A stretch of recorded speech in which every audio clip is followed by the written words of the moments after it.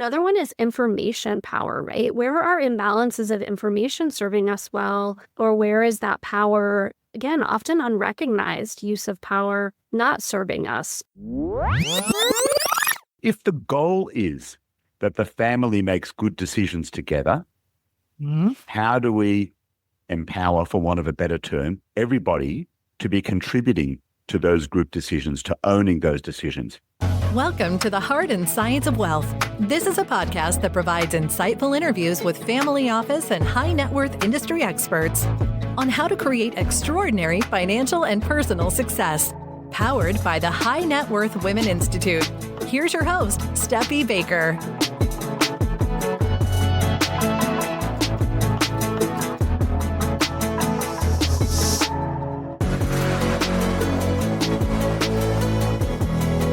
Hello, everyone.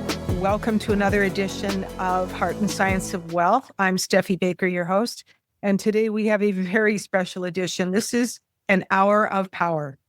It's Betsy Power and David Power. I'm very pleased to have with me Betsy Erickson of Arabella Advisors and David Werdiger of Nathanson Pearson. Welcome, the two of you. Power. This is going to be cool. All right, Betsy, let's start with you. Tell us about what you do and how you got to do it. Sure. Thank you for having me, Steffi. It's so nice to be together with my friend David.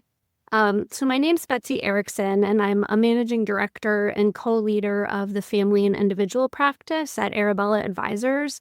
And Arabella is about a 450-person firm, consulting firm, all focused on philanthropy. So we pretty much do kind of anything and everything for donors to help them kind of move from idea to impact. So working with the Gates Foundation, corporate foundations, and smaller, more nascent efforts of family and individuals through foundations and donor advised funds.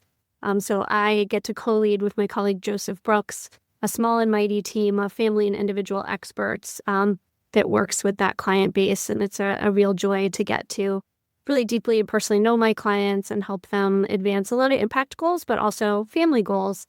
I came to this work sort of as a personal beneficiary of philanthropy. I had childhood cancer for 6 years when I was a kid, from when I was 2 till I was 8 years old. And so my family really experienced the benefits of medical research and all the kind of systems of distraction available in a hospital that were really critical to me surviving. And so we started trying to give back in all the ways that we could, some financially, but also a lot of just like time, talent to go with our limited treasure. And that really inspired just a career in giving back for me and in helping kind of move upstream on impact problems. So when I graduated from college, I went into a series of kind of nonprofit entities that I worked in, doing fundraising and marketing and major donor work, and sort of learning about some of the pain points that many donors were facing and how they were kind of struggling. Like, many had really personal stories where they lost a loved one and had really been seeking to find the most strategic interventions to sort of make change in that area. And had really had negative experiences where they'd sort of like aligned themselves with organizations who maybe weren't giving to that thing or weren't really pushing to move the needle on the specific thing they cared about. And so people kept asking me over and over again, who's out there really like helping do that matchmaking and that research?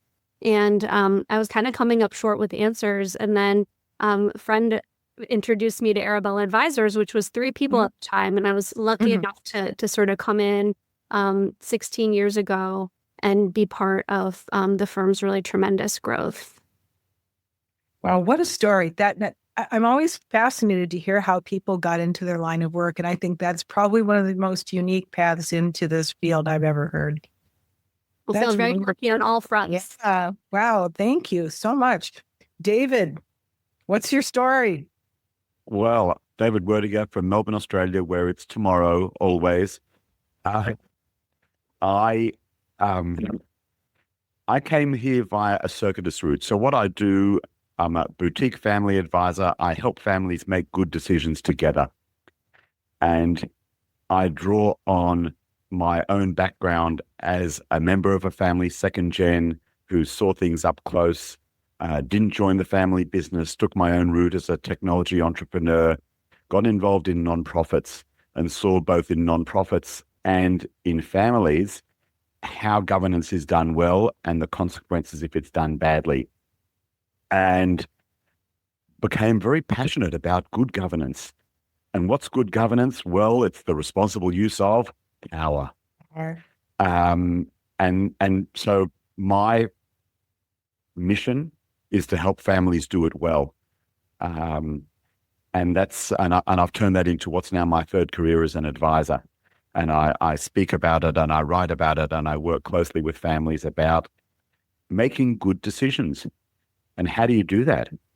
And when you're a group of people making decisions, it's quite difficult. And when you're also family members doing that.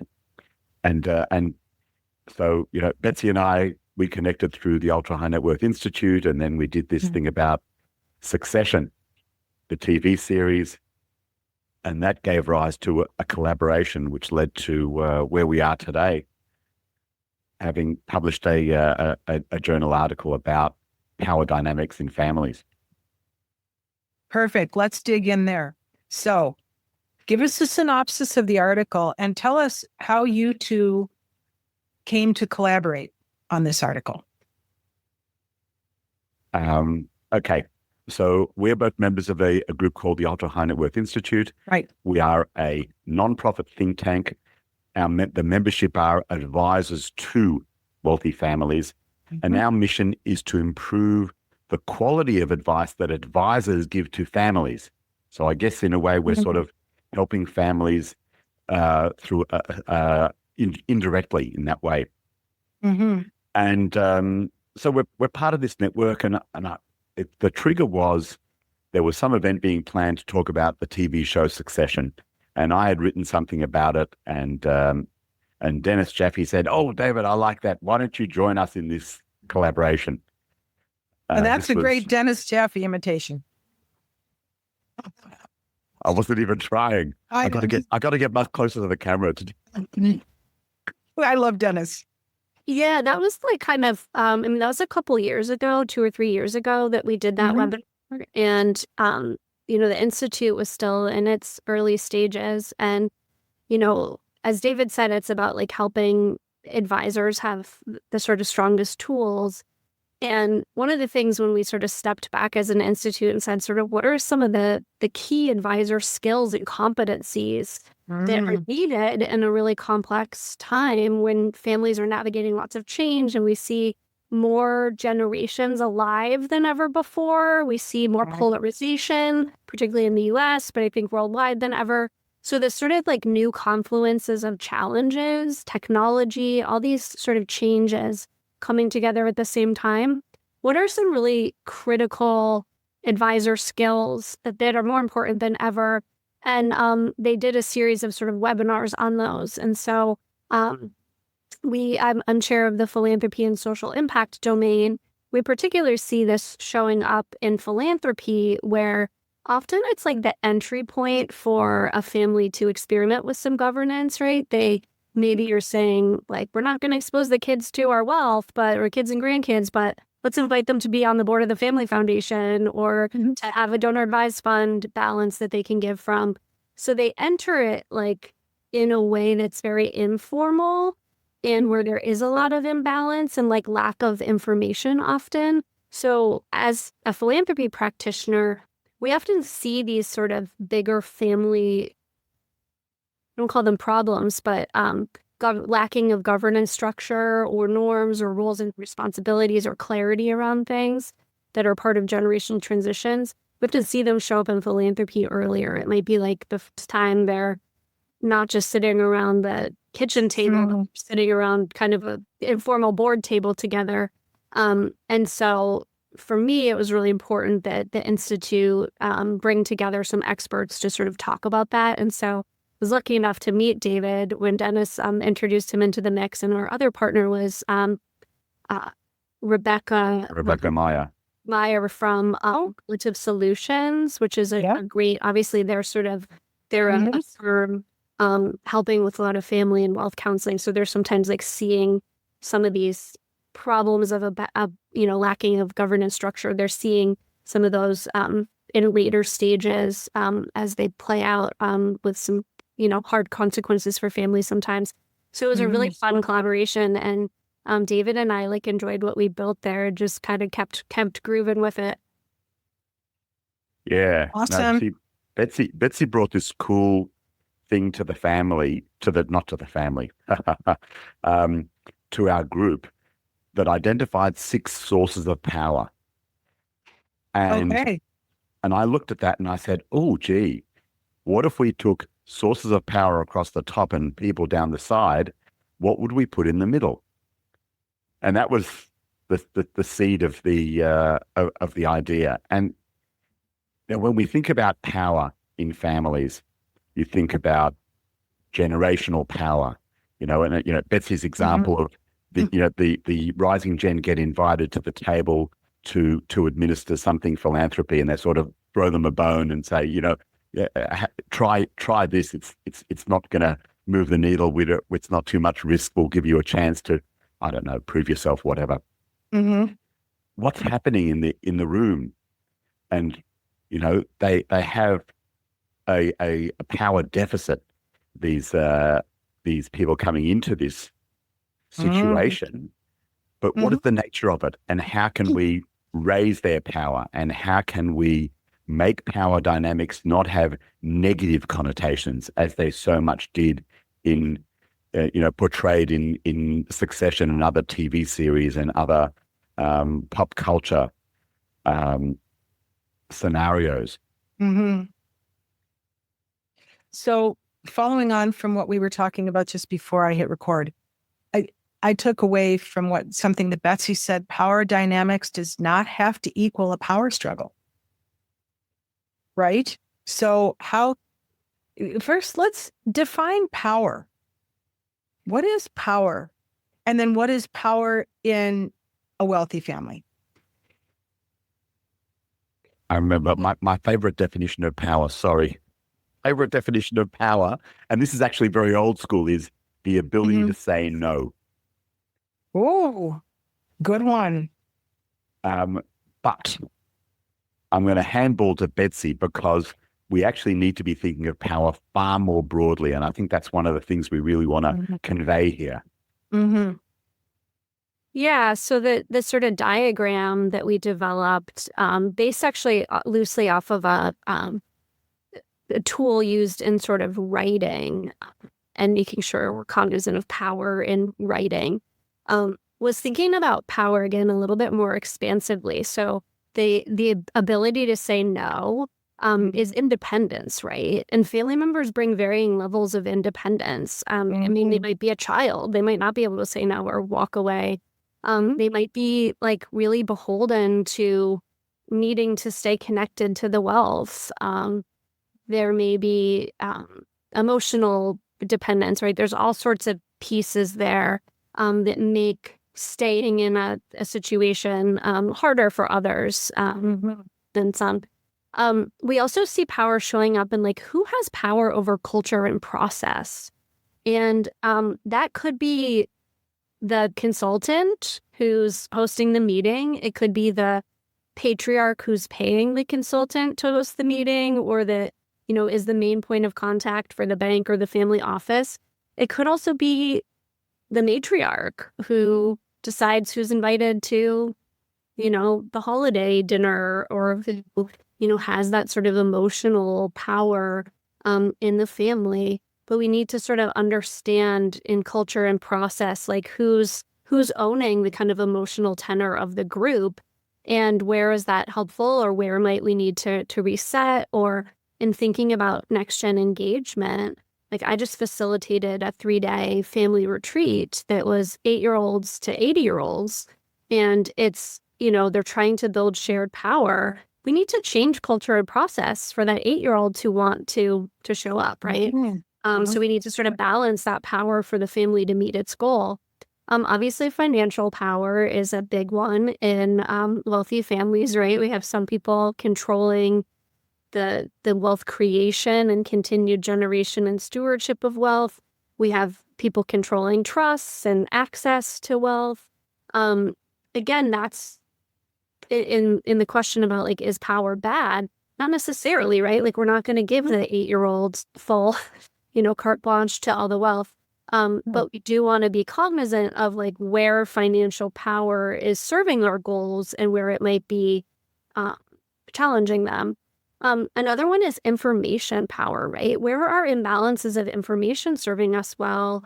Or where is that power, again, often unrecognized use of power, not serving us? So another example would be, I was working with a client who her husband passed away, and she had like tens of millions of dollars in like complex physical assets, like scientific equipment all over the world. And she didn't really know anything about it. And we spent 10 years trying to refurbish it and be able to gift it. And the children were on the board of the foundation. And when I say children, they were in their 30s. Children, right. And for them to make it was going to be a significant financial gift with these physical assets, because that needed to happen to get rid of the physical assets. They didn't have any information about their family's broader wealth. What was their mom going to have left in the coffers if this was given away? So to make that decision to approve this significant sort of major gift to go with these things, they needed that information, right? Like, it was psychologically not viable for them to say, gosh, mom, like, yeah, we approve, X tens of millions of dollars. Like, if they didn't know that she had money to be safe, or that like it's coming to them, or, there was just information missing. So for them to make a decision confidently, we need to balance the information playing field. Again, not necessarily everything, but when we know a imbalance of information is going to impede decision-making, or that is such a power imbalance that it's not serving the goals, we need to make some slight adjustments. We have role and privilege power. David's, mention of the show Succession, right? Like, we often obviously see there's natural hierarchies in families. And you're not going to reset that and say, grandkid who's 8 has the same power as grandpa, who's had different life experience. But we do need to be cognizant of, in a governance structure, that people are bringing stuff from the family system, like in terms of role in family system. We also often see in wealthy families, there may be imbalances of role and privilege from a family enterprise or enterprises. There might be role and privilege like in a philanthropy decision, who's the president of the foundation, who's the secretary, who's, has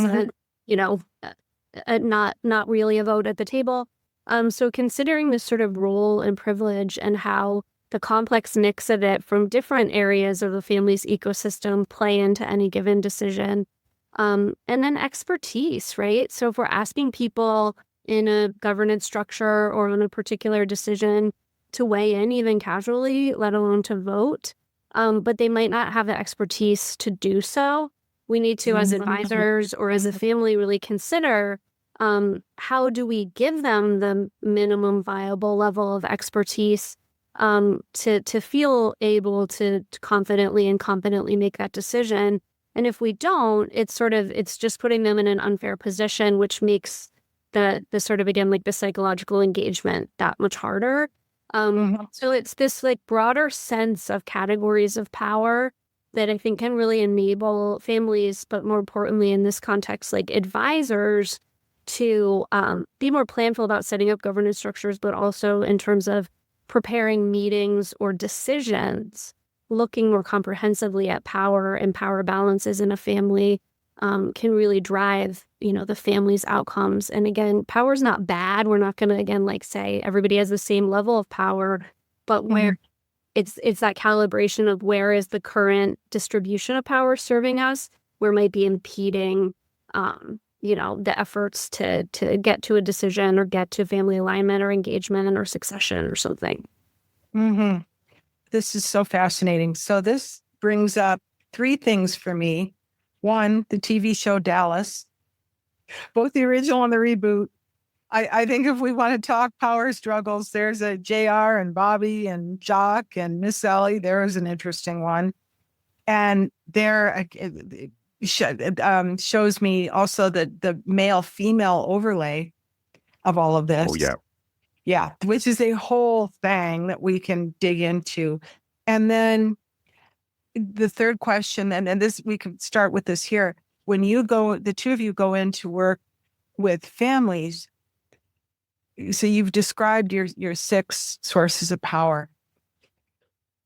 How often do you see a family balanced across those 6? Help us, both, advisors and wealth holders listening to this would probably be interested to know, when you both have vast experience. What do you typically, I don't buy, if you've seen one family, you've seen one family anymore. I'm over it. There are universals. We cannot, I think it's unfair to silo people off like that. And they're not that special. There's some things that go across. So what do you see? How often is there a balance of power, and which of these tends to be out of whack the most in your experience? The goal isn't big to question. create, the goal isn't to create a perfect balance of power and equal power. That's okay. It's simply not possible.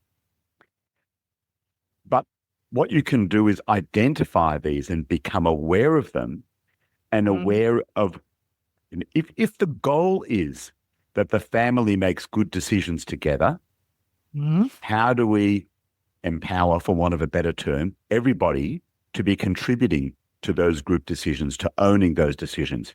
And so, in power struggles that you see portrayed in pop culture, like, your JR and Bobby, it's very much focused on financial control, but there are many routes to power. And ones like information and expertise are sort of the lesser lights of power. People say, oh, gee. And they can be used in positive ways and negative ways. People can say, well, I'll withhold information from others so that to take away their power. On the other hand, as an advisor, we can observe that, and we can say, hang on, how can we raise up those people by giving them more information, or by tapping into expertise that may be latent, may not even be recognized by the family, and saying, wow, this is a way you can contribute. You've got expertise that other people don't have. You may not have financial power, but you've got expertise power that can help influence or inform the family on specific decisions. So it's not a question of, oh yes, we've got 1/6 measures of equal power for everybody. Oh no, that's bullshit. Okay. There's no meritocracy. There's no perfection. There's no ideal level where we can measure it with some metric and say, yes, you've got exactly the right measure of power in every source. No. Well, and as power dynamics suggests, it's dynamic. It's shifting. You look at, for example, the Murdoch family right now, right? There's all kinds of things going on there where I believe Lachlan, the oldest, Rupert Murdoch, wants to give him more control. The other 3 siblings have different ideas, radically different, and it means changing the trust.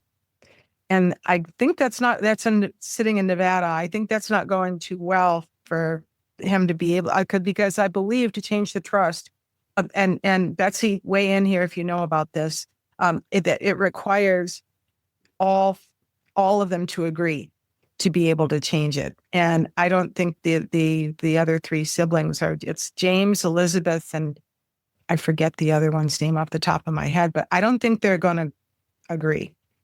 So yeah, they have these things called irrevocable trusts, right? And the term irrevocable means what it means. And in U.S. jurisdiction, you can go to Nevada and to friendly jurisdictions, but irrevocable is irrevocable for a reason, right? And that's and this is actually quite an interesting part of power dynamics. We talk about role and privilege, and we talk about culture. Sometimes power can survive people. The power is in the room. They may not be there physically. They may have left their stamp through some, financial or independence or culture and process. Culture and process in particular survives people, and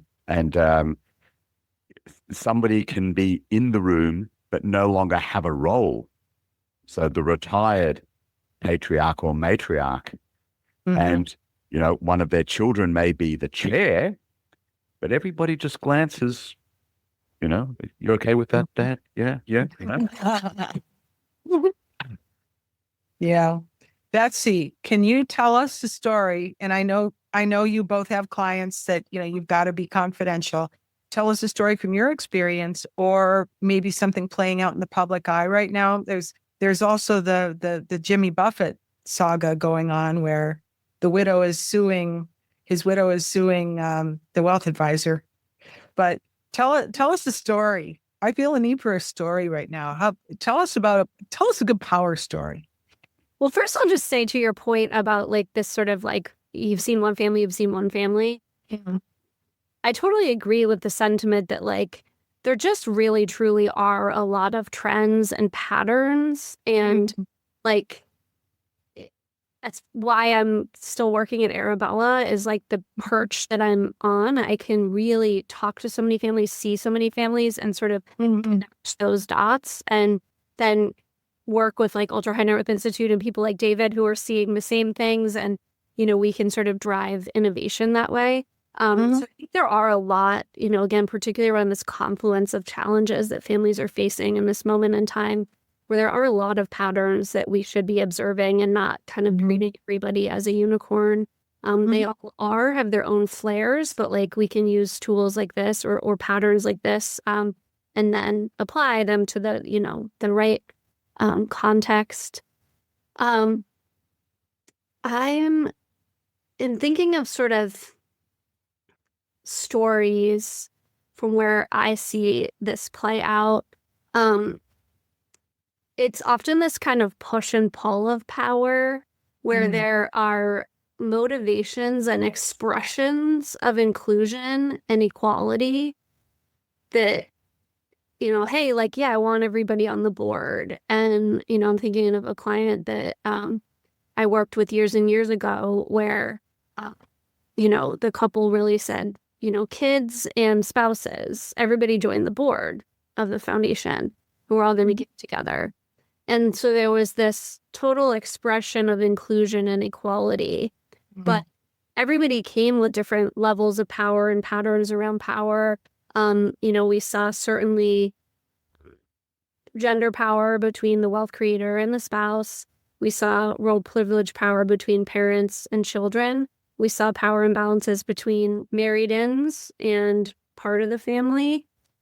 We saw some power patterns play out around information processing and sort of personality style, right? So like some of the siblings and some of the spouses that were quicker processors and maybe mirrored more of the patriarch's style.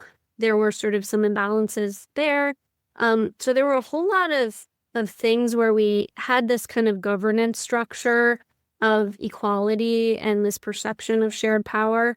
But as it played out in the day-to-day, and without actually getting clear or considering a lot of these more comprehensive sources of power, it actually, got pretty ugly pretty quickly over the course of a few years, and, had the potential to really sort of strain family relationships. And if there'd been some more considerations, I think, around culture and process, right? So like not just patriarch saying, here's how meetings are going to be run, but saying, hey, there's actually, a dozen of us at a meeting now. How should we do meetings? And what skills and perspectives do other people want to bring to a meeting? There were a lot of opportunities to balance access to information to improve decision-making, to balance culture and process, to improve engagement and desire to travel, to come to meet with your family. There were certainly independence considerations, right? These were all people that were sort of, going to be recipients of the wealth. And so this sort of faux equality was often pushed with like, but I still have the power to make all the decisions on my own, versus, they'd make a collaborative decision, but then, the real person with power could still just make decisions on their own. There were lots of imbalances around this sort of expertise, right? You had some people like working full-time in philanthropy and out learning about issues. You had other people that brought perspectives from their own careers, right? Like school teachers, firemen, and who people were really in an issue and brought personal perspective, which wasn't, often leveraged as much as possible. But then you brought people that like had no idea what to do, where to start. And so, to actually enable a governance structure of, this sort of desire for equal power, couldn't be achieved without actually considering a bunch of these factors and resetting how the family operated to actually like achieve those governance structure goals. And so being much more kind of cognizant of that is really kind of a driver behind this. What you're saying, Betsy, makes me think of the concept. I'm sure you both have something to say about this, about equality, and equal doesn't necessarily add up to equitable. Yeah. There is a big difference. Talk about that. Oh, the For the next day. So in the article, we do a case study which is on philanthropy, but there was another case study that was left on the cutting room floor, and that's about a family where the father died and left the mother legally in charge of everything. So she had financial power, but she didn't have expertise power. Now they had children, and one of the children was working in the family enterprise and the other children were not. So that person was empowered by the mother, but that person had all the information, and the mother was making decisions under advice, but none of the children had any say. And, well, sorry, no, that's not correct. One of the children was actually proxy in charge of everything. Okay. And, when we talk about,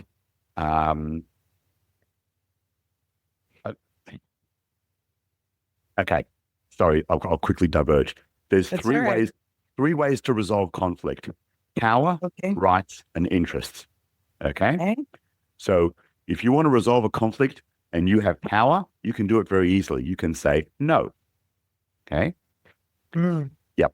You can solve a problem, a conflict with rights, where the two parties submit to an independent authority and the independent authority decides who's right.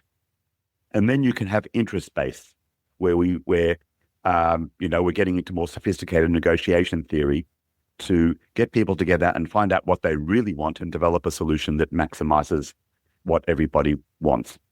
But going back to the first one, if you solve conflict using power, by definition, somebody is going to be disempowered.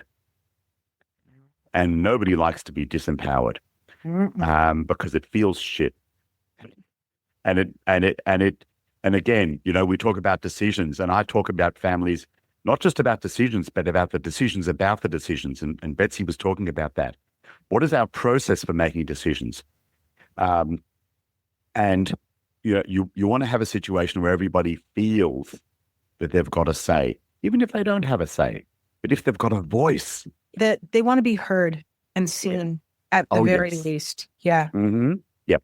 And that's true of like anybody in any situation, right? But when you layer in family and wealth, which can have these sort of massive imbalances of like, I really respect my grandma who created this wealth. Like I want her favor and her respect, right? Like there's a real soul searching there, or a real damaging moment if you think you're signing up for something where you're going to be respected and have a voice, and then your voice gets consistently squashed, right? Like That sucks if that happens in your workplace. There's the risk of severe damage to future engagement and anything with the family, and to like one's kind of soul or perception of self is just much greater in these high stakes family environments. So then here we are at this place of, okay, we're not necessarily looking for everyone to have equal rights. We're not looking to leave anyone out. Then it sounds to me like every time you go and work with another family, what part of it is to determine, well, what's the balance here? What's right here? There's not a one size fits all, is what I'm sensing. It's what's right for these people in front of you. It's raising an awareness of the power dynamics, of the different sources of power, how they are influencing the room, everybody's feeling, everybody's sense that they are part of these group decisions, and then how to just tinker a little bit. How can we influence things, make them a little bit better? Are you able, have you walked into situations, and I'm sure you both have, of this is a shit show? What do you mean? Have you had to walk away from situations where you're like, I can't help these people until they get to a certain level of agreement? Or tell us about how that works. I've sent families to therapy. Okay. Yeah, and I don't hesitate to do that if I see a situation where I know there's something that's outside my area of expertise but needs professional help. And one of the rules I use is called the astronaut rule. There's no problem so bad it can't be made worse. And alrighty. Yeah, so you go into a shit show. Governance is about risk management. Okay. What are the risks? And decisions mean making aware of making a decision, but making aware that any non-decision is a decision not to act. So, if we go into a situation and it is a shit show, then you've got to tread like on eggshells and say, I can blow this up further. Don't think it can't get worse. Okay. And I said to them, I'm not going to do this. I'm not going to do this because if I do what you want me to do, then this relationship that is already tenuous is going to tip over the edge. And I know that's not what you want. And I think it's so critical to recognize your power as an advisor in this equation, right? So you're going to be bringing a bunch of these sources of power yourself as an advisor, right? Like typically I'd be the most expert person on philanthropy or donor advised fund mechanics in a room with a client, right? Like that's why they're paying me. And so there's two dangerous reasons why people might bring in an outside consultant. One is they're the person in power and they're looking for you to overtly or covertly allow them to say the no, right? Like they want you to enable them to continue to operate as they want to, right? And sometimes you're the hired velvet shiv. Yes. Gotta be conscious of that. Right. And then the other thing you have to be conscious of is this sort of what David said about rights, like submitting to an independent authority. It doesn't work when somebody hires me to solve their problem. Like I need to build the enabling environment for them to solve the problem for themselves, or it's not going to have staying power. Cool. Like they're going to have better ideas of who they are and what they need than I do, right? So I'm fueling that process with neutral facilitation, with the right tools and resources and case studies, et cetera. And so like, hopefully this is a tool to give advisors that more sort of expert neutrality.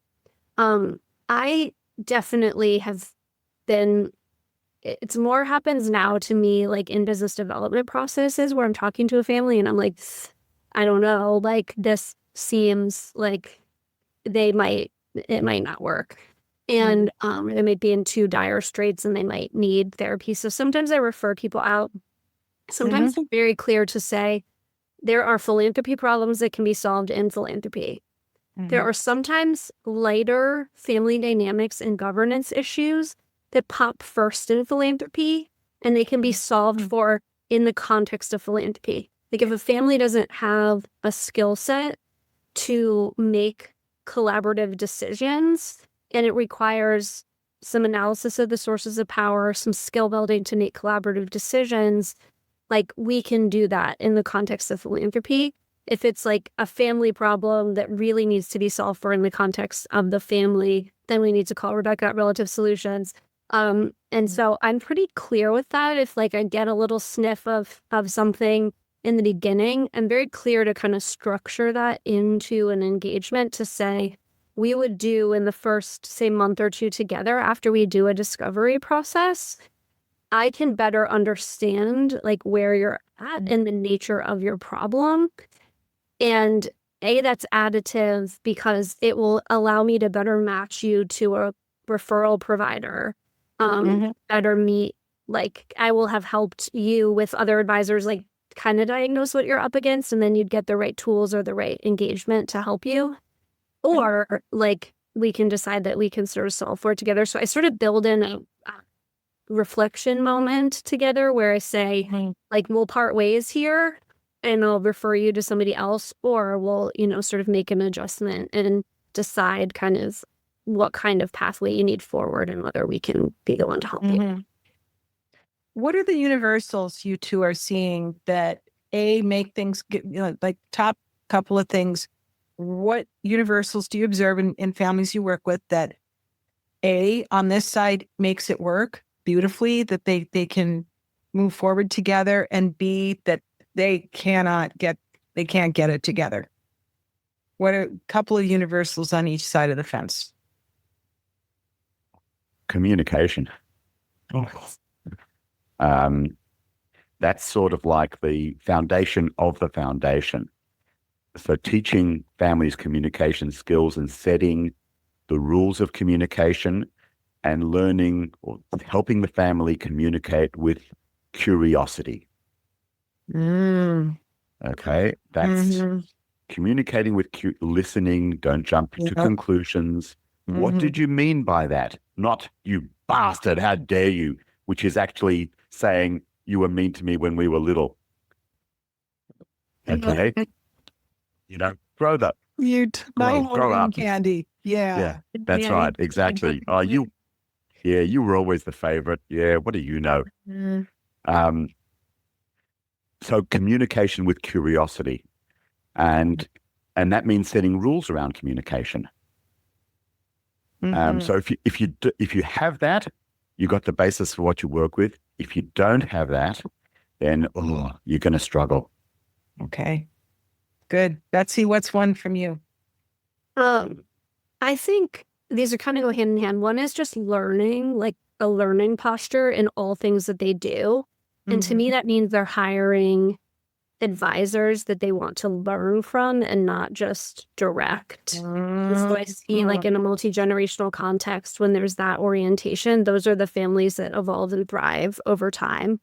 And with that is, I think, a dual focus on whatever technical outcome, like whether it's, investment returns or a strong family business, that people also have very clear objectives on, like the returns to the family, right? Like what's the human capital that we're trying to build and how are we measuring that?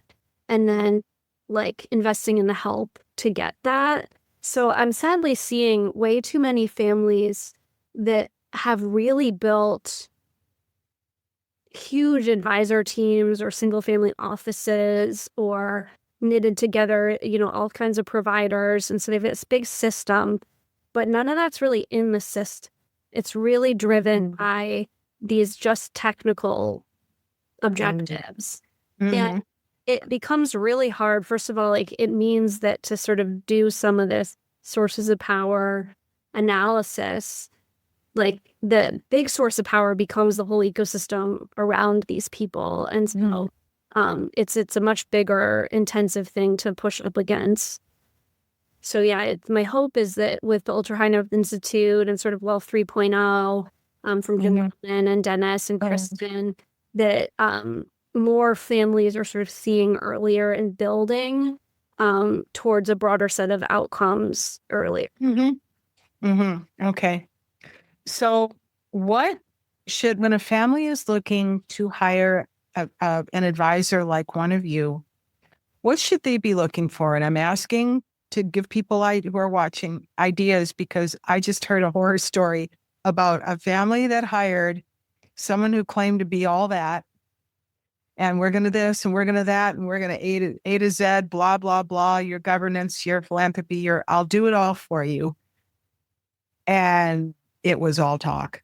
They came in, and not only did they not do their job, they made it worse because they had no understanding of the dynamics and couldn't manage the dynamics. Didn't have the skill that they put themselves across to have. So for a family that's looking to hire a good advisor, what would you say they should look for? Oh, Steffi, I got to pick up on one word. One word. I'll do it all for you. Okay. And that is the danger word.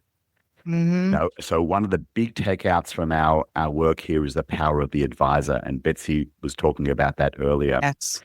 It cannot be underestimated. And you have so many families, you talk about hiring advisors that they want to direct. I don't want to work with families who want to abdicate. I want to enable and empower families to make good decisions, to help them do that and to build that capacity internally so that they're not reliant on me. You talk about a family dynamic intergenerationally, and the patriarch or matriarch is no longer around and everybody was reliant on them, and they say, well, let's just get their trusted advisor. All you're doing is swapping one powerful person for another. That's not what it's about. This is about raising up the power capacity in the family system to do it themselves better.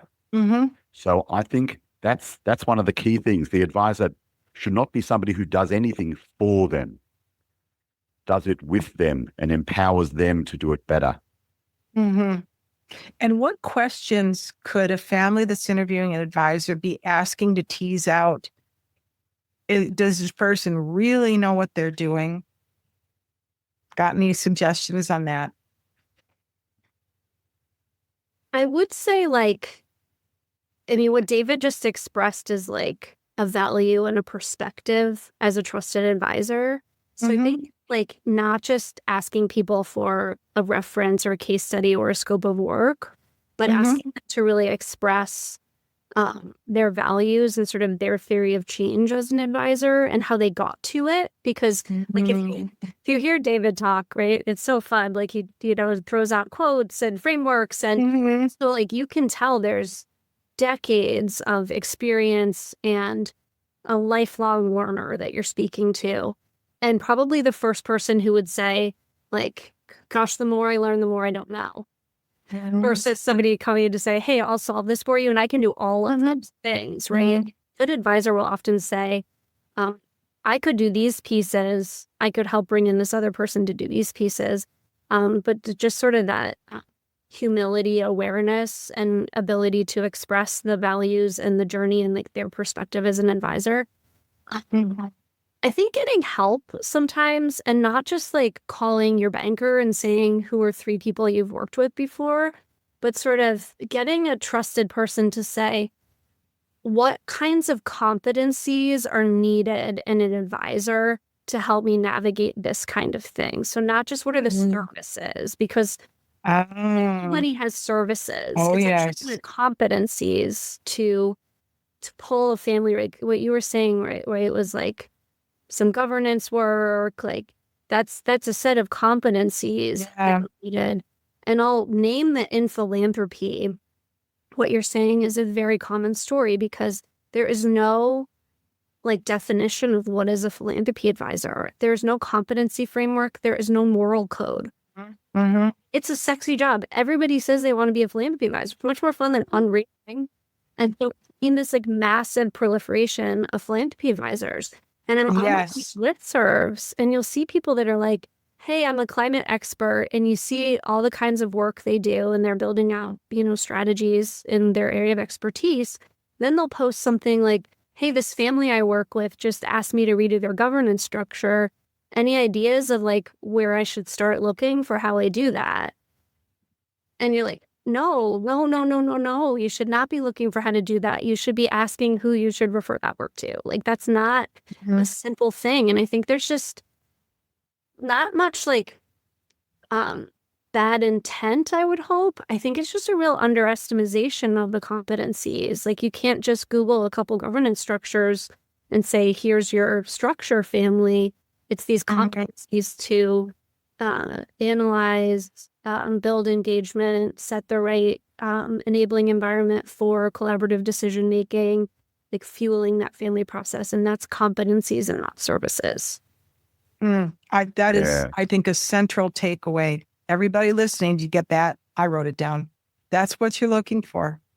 Is that? It's not just the laundry list on their website. Go ahead, David. No, I just wanted to pick up on what Betsy said, because what we're doing at the Institute with Wealth 3.0 and the 10 domains of family wealth is sort of acknowledgement that not everybody knows everything. But what you need to do, amazing, I know, and gravity causes objects to fall to the ground. My cat experiments with that every night. Yeah. Here's the thing. You don't have to know everything. But if you know somebody who knows the other stuff that you don't know, and in our model, the 10 domains model, the family's at the center. Okay? It's not about the advisor. It's not about that, oh, you're my client and nobody's going to go near you. No. You are in such a privileged position to be in service of a family. And you bring your expertise and your network and say, oh, you need that? Yeah, I know somebody who can help with that. Let's work together. Bring that your collaboration approach. Yeah, bring your expertise and network. There it is right there. Yeah, it's not I'm going to do it all for you. Or I'll figure I can do that. I can do that. I can do that. Oh, nightmare. Yeah. Oh, goodness. All right. Well, we're in the final home stretch here. What thoughts would you two like to leave our audience with about power? How does a family navigate this? And especially throw in, we haven't talked about men and women. Throw in that one for analyze that. You want me to go first, David? Yeah. So yeah, I mean, I think that a big takeaway is, again, power's not a bad word or a negative thing, and we don't need to totally balance power, but just being cognizant of the diverse sources of power and how your role as an advisor, but also just sort of how do you sort of build this best enabling environment for these strong decisions. And I'm glad you've brought up the gender thing. You mentioned it earlier, and I realized I forgot when I was sort of talking about role and privilege. It's not complete till we talk about this. Yeah. It's a thing. Yeah. And like role and privilege is, you most naturally think about, the president of the company or the patriarch or these sort of like who's in the hierarchy. But we can't discount the sort of societal trends around roles and privilege, right? Where even just like physical, so the case study that we use in, or not a case study, but an example to bring some of this to life that we use in the article is from Game of Thrones. And we talk about, is it Tyrion? What's his name? I'm forgetting his name right now. Tyrion? Tyrion. Yeah, that's it. That Tyrion comes from a group that, particularly at that time, was very, downtrodden by society, right? In the hierarchy, as a dwarf, he was not respected. Like, he probably would have been dead if he wasn't from this wealthy family, right? So things like gender and ableism and good looks, height, voice depth, right? Like these actually all play into who we pay attention to in a room. And many of those like come from these societal trends. And so we do, particularly as advisors, need to be aware of gender and age and, sexual orientation and sort of all of these components, because those sort of societal power imbalances certainly are coming into the rooms and the decisions. Yeah, this is such an interesting point of being, you don't want to have to be too, you don't want to fall in the politically correct for politically correct. On the other hand, especially as I'm a Gen X biracial female, I see things in a different way than, a white American male might. You want to get the 360 and make sure that people are included without it being inclusion for inclusion's sake. Yep. Right? Yeah. Yep. And I think like culture and process, right? Yeah. Like that's actually richness that would lead to stronger business outcomes, philanthropic outcomes, if we actually like adjusted cultures and process to reflect and lift up different voices, right? We know statistically like businesses are stronger if we have more diverse voices at the board table. So like I think those are all of those sort of societal systemic differences in different groups are really important to consider. Mm-hmm. Yep. And David, what's your take on that? Yeah. So just one point on if you're inviting people to be at the table, whether they're family members or other, then make sure they are there for the right reasons, not just to fill a spot.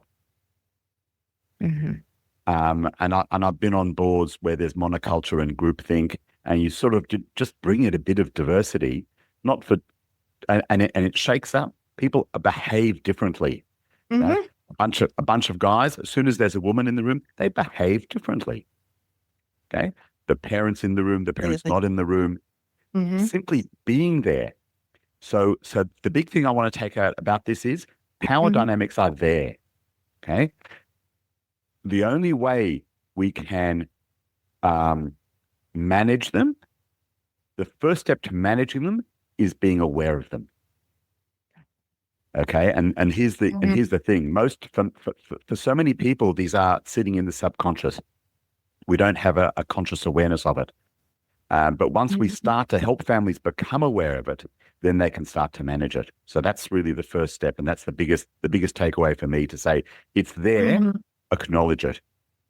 Yeah, and I'll give a case in point that has to do with AI, but I think illustrates it. I am part of a group that meets to learn to write. Well, we know how to write with AI, but it's a fascinating how to prompt engineer and write enabled with AI, and it's fascinating to me.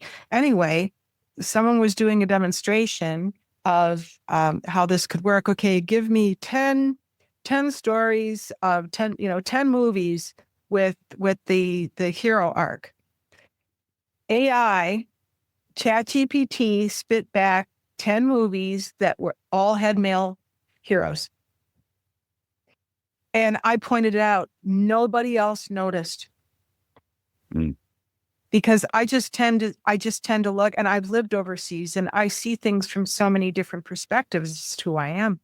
And wait a minute, there was not one woman and 9 out of 10 were white male. Not trying to be overly PC, but with diversity makes us stronger. Hybrids are tougher. And if we're, groupthink and monothink are a real danger, especially at families. We go to family office conferences, right? 90 to 95% white male.